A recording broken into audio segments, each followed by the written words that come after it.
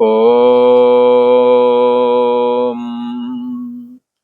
श्री योग वासिष्ठ के उपशम प्रकरण में श्री वशिष्ठ जी महाराज बोले, हे राम जी, भगवान श्री हरि विष्णु ने प्रहलाद जी को उपदेश किया कि ये जो ब्रह्म तत्व है, इसी में परम विश्रांति लाभ प्राप्त होता है और कोई शांति का उपाय नहीं है।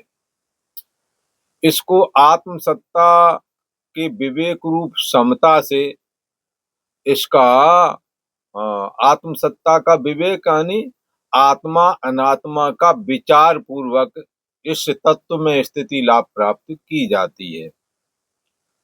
प्रहलाद जी ने आत्म तत्व का बारंबार विचार किया और विचार करने के बाद उन्होंने देखा कि ये शुद्ध चैतन्य सत्ता आत्मा सब में समाया हुआ है, हर समय और हर जगह ये विद्यमान है और इसके अलावा इसके इतर जितने भी है वो नाशवान है और क्षण क्षण बदलने वाले हैं। ये अनुभव सत्ता ऐसा है जिससे कि सारे के सारे पद पदार्थ ऐसे ही प्रकट हो जाते हैं जैसे अंधकार में जब कोई पद पदार्थ नहीं दिखता, पर सूर्य के निकलने से सारे पद पदार्थ दिखने लगते हैं।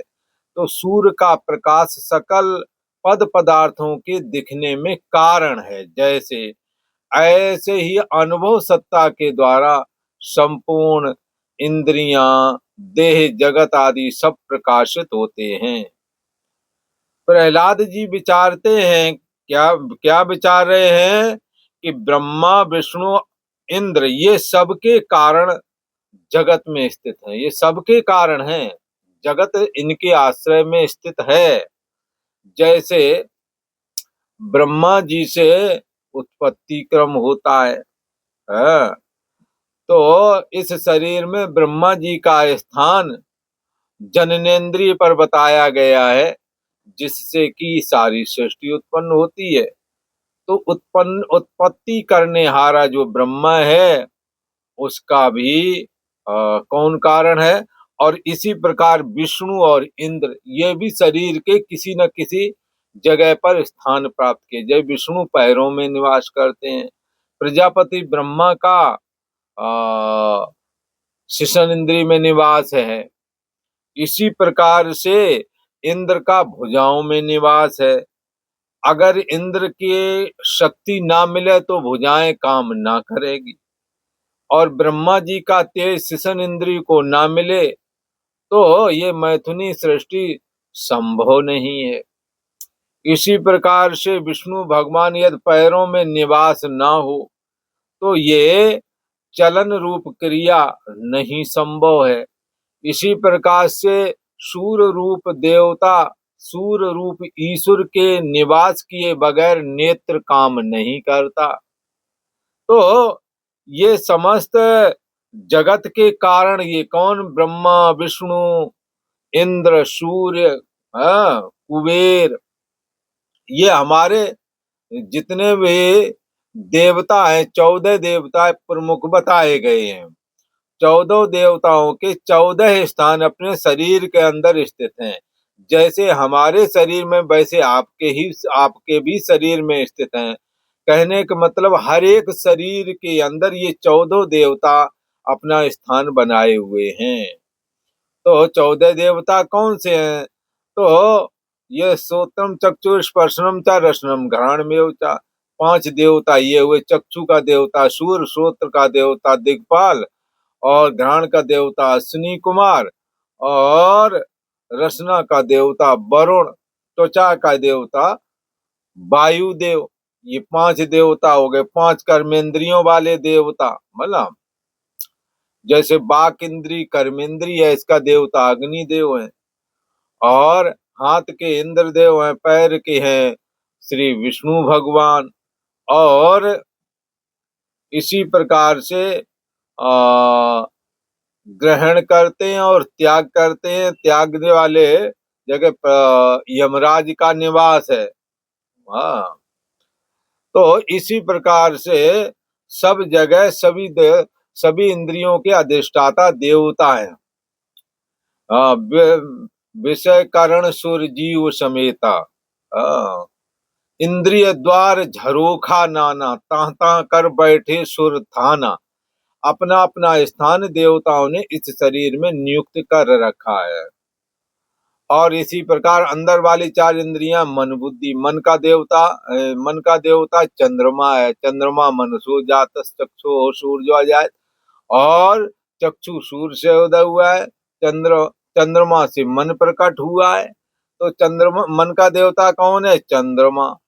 तो 5 ज्ञानेंद्रियों के देवता, 5 कर्मेंद्रियों के देवता, और मन बुद्धि चित्त अहंकार 4, ये है। इस प्रकार ये 14 देवता। मन के देवता चंद्रमा, और बुद्धि का देवता बृहस्पति देव, कहीं कहीं ब्रह्मा जी भी कहते हैं। हाँ, तो बुद्धि होगा, और चित्त का देवता प्रद्युम्न है। हाँ, चित्त का देवता प्रद्युम्न है। न चित्त नहीं, वासुदेव, भगवान वासुदेव चित्त के देवता है। और अहम अस्मि, ये जो अहंकार है, इसका देवता संकर्षण भगवान रुद्र हैं। इस प्रकार से 14 देवता है। तो ये ब्रह्मा विष्णु रुद्र इंद्र आदि जो देवता हैं, ये कैसे हैं? सारी सृष्टि के, सारे जगत के कारण में स्थित हैं। अगर सूर्य ना नेत्र में स्थित हो तो कोई भी नेत्र देख नहीं सकता। ऐसे ही समस्त इंद्रियों में लगा लेना, अंदर वाली में भी बाहर वाली में भी। अंदर वाली 4 इंद्रियां, मन बुद्धि चित्त अहंकार, और बाहर वाली श्रोत्रम चक्षु स्पर्शनम च रसनम घ्राणमेव च अधिष्ठाय मनश्चाय विश्वानुपसेवते। 5 ज्ञानेंद्रिय, 5 कर्मेंद्रिय बाहर वाली। तो इस प्रकार से ब्रह्मा विष्णु इंद्रिय सबके कारण रूप जगत में स्थित हैं। और इनका कौन है? तो सबकर परम प्रकाशक जोई राम अनादि ब्रह्म अनादि। ये ब्रह्म अनादि जो है, अनादि ब्रह्म, जो अनादि और अनंत ब्रह्म है, जो शुद्ध चैतन्य सत्ता है, जिसको कहते हैं अनुभव तत्व। इसका कारण कौन है? इन देवताओं, जो सारे जगत के कारण ये देवता, ये किसका आश्रय लिए हुए हैं? तो कहेंगे ये अनुभव तत्व का आश्रय लिए हैं। कैसा है अनुभव तत्व? आदि अंत से रहत। ये कौन विचार रहा है? श्री प्रहलाद जी विचार रहे हैं। क्योंकि प्रहलाद जी को भगवान विष्णु ने वरदान दिया था कि तुम्हें आत्म तत्व की सिद्धि प्राप्त होवेगी, तुम्हें ब्रह्म तत्व उपलब्ध होवेगा, शुद्ध चैतन्य ब्रह्म में तुम्हारी स्थिति होवेगी, जिससे जरा मरण आदि के दुख खत्म हो जाएंगे। तो अनुभव तत्व आदि अंत से रहत सब कारणों का कारण है।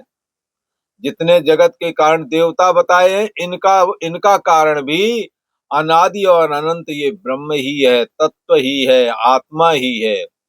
इसलिए विषय करण सुर जीव सब, विषय इंद्रियों से सचेत है, इंद्रियां देवताओं से। विषय करण सुर, सुर माने देवता, और करण माने इंद्रियां। विषय इंद्रियों के द्वारा सचेत, सुर जो देवता हैं, ये एक दूसरे से, विषय इंद्रियां से, इंद्रियां देवताओं से। देवता सब कर, इन देवताओं का प्रकाशक कौन है? जो चक्षु का देवता जो सूर्य है, उसको कौन प्रकाशित कर रहा है? श्रोत्र का देवता जो दिक्पाल है, इसको कौन प्रकाशित कर रहा है? रसना का देवता वरुण, इसको कौन प्रकाशित कर रहा है? तो विषय करण सुर जीव समेता। और इन सबको, ये जो जीव अहम अस्मि सोने जागने वाली चेतना, इसको जीव कहते हैं। इसको भी, इसका होना न होना जिसके द्वारा जाना गया, वही समस्त देवताओं का और जीव का भी प्रकाशित करने आ रहा है। इसलिए अनुभव तत्व आदि अंत से रहत सब कारणों का भी कारण है।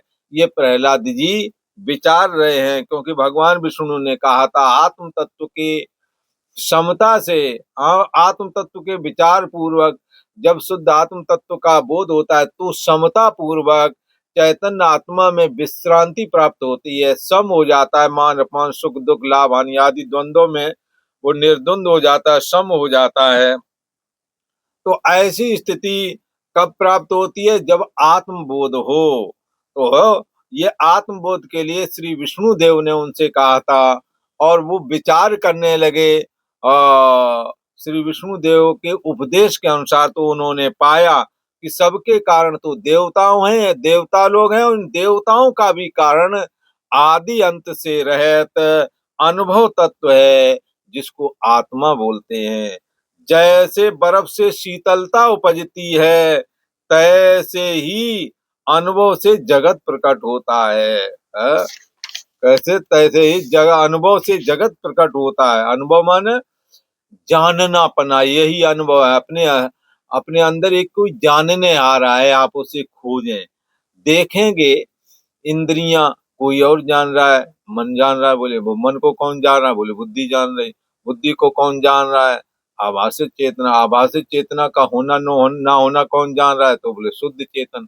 ये शुद्ध चेतन जल्दी से अनुभव में नहीं आता, पर जो जिसके अनुभव में आ जाता है उसके लिए जगत की कोई अहमियत नहीं रह जाती और देहाभिमान खत्म हो जाता है।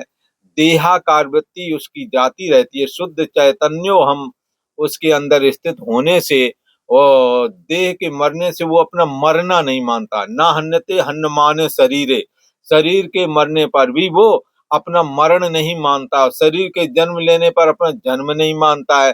शुद्ध चैतन्य सत्ता आत्मा में उसकी विश्रांति प्राप्त हो जाती है। वो विश्रांति लेकर के और उसी में देहाभिमान से रहित हो करके एक पिंडाकार जो अभिमान है वो भाव रहकर एक निराकार चैतन्यात्मक अहम में स्थित हो जाता है। चैतन्यात्मक अहम कैसा? निरहम अहम, जिसमें कोई अहम नहीं, चैत है और जानना पना मात्र रूप जो शुद्ध चेतन है वो ही मैं हूं ऐसा करके धारण करता है। तो बर्फ से जैसे शीतलता उपजती है, ऐसे ही उस अनुभव का जब अज्ञान होता है, उस चैतन्य सत्ता का जब अज्ञान होता है तो अहम फुरता। अहम से फिर बुद्धि और मन, इंद्रियां, और इंद्रियों के बाद में पंच विषय शब्द स्पर्श रूप रस गंध ये फुरने लगते हैं और ये सत्य लगने लगते हैं। जब अज्ञानता मिट जाती है तो ये बाधित अनुवृत्ति के द्वारा दिखते हैं, होते हुए भी नहीं है ऐसा उसके दिमाग में रहता है। जैसे स्वप्न में कोई जाग जावे तो स्वप्न में जागने वाला आदमी ये जानने लगता है ये जो यहाँ जो कुछ हो रहा है ये कुछ है नहीं, हाँ ये तो ऐसा ही चल रहा, भी खत्म हो जाएगा थोड़ी देर में।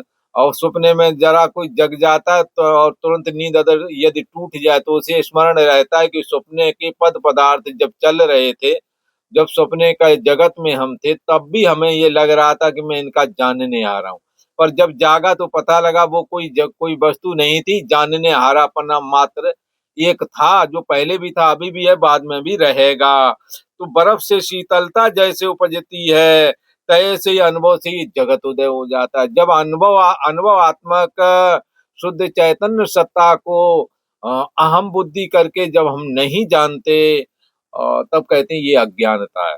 जब शुद्ध चैतन्य सत्ता आत्मा को मैं बुद्धि करके जानते हैं, बाधित अहम के सहित शरीर एड़ी से चोटी तक जो है ये पिंडाकार शरीर के अहम से रहित शुद्ध चैतन्य सत्ता सोहम अस्मि वो मैं ही हूं ऐसा जब जानता है तब तो इसको कहते हैं ज्ञान। और जब ऐसा नहीं जानता तो जगत सत्य दिखने लगता है।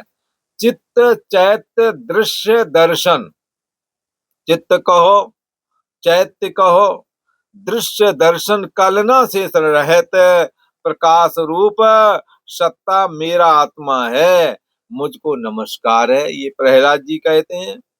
चित्त चैत्य दृश्य दर्शन, चित्त और चित्त का चिंतन पना और दृश्य को देखने वाली दृष्टि, कलना से रहित प्रकाश रूप सत्ता है ये इन सब रूपों में।